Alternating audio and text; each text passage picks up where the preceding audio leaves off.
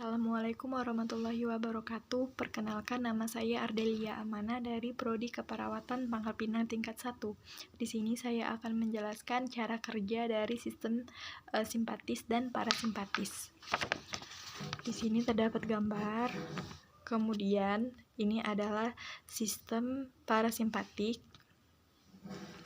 Kemudian yang sebelahnya adalah sistem simpatik.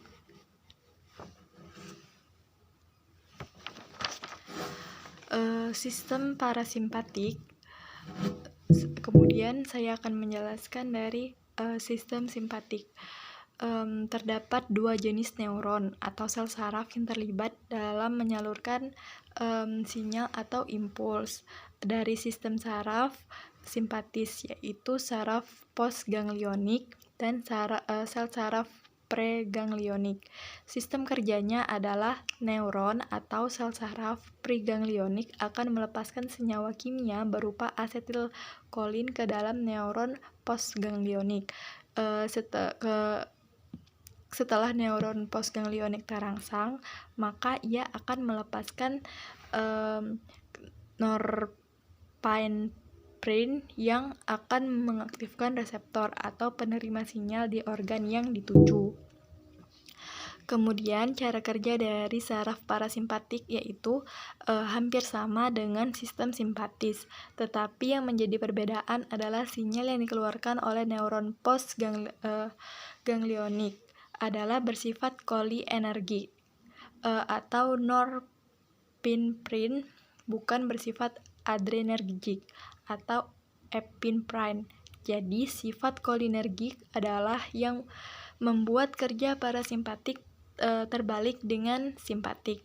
Oleh karena sinyal yang dikeluarkan berbeda, maka mekanisme yang dilakukan oleh sistem saraf parasimpatik sering juga disebut dengan rest dan digest. Hal ini karena pengaturan tubuh oleh saraf parasimpatik berhubungan dengan pengaturan saat tubuh sedang dalam kondisi istirahat dan membantu dalam mengendalikan proses pencernaan dan juga proses ekskresi. Adapun jalur saraf simpatik dan saraf parasimpatik. Jalur saraf otonom, simpatik dan parasimpatik melibatkan dua sel, yaitu sel terletak di bagian batang otak, sedangkan yang satunya lagi terletak di sumsum tulang belakang. Sel saraf ini dihubungkan dengan sel saraf yang lain yang terletak di gugusan sel saraf atau ganglion otonom melalui serabut saraf. Serabut saraf dari ganglion inilah yang terhubung ke organ-organ di dalam tubuh. Kemudian sebagian besar ganglion pada saraf simpatis berada di sumsum tulang belakang pada kedua sisinya. Saraf simpatik juga disebut dengan sistem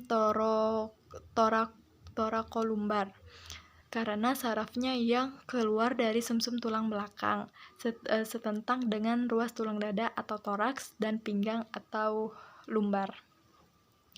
Sistem saraf simpatik memiliki 25 ganglion atau simpul saraf yang terdapat di sumsum tulang belakang, sedangkan sistem saraf parasimpatik berpangkal pada sumsum tulang lanjutan atau medula oblongata dan dari tulang sakrum, sehingga saraf simpatik disebut juga dengan sistem kraniosakral.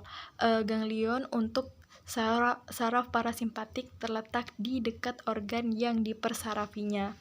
Demikian penjelasan dari saya, mohon maaf bila ada kekurangan. Wabillahi taufik wal hidayah. Wassalamualaikum warahmatullahi wabarakatuh.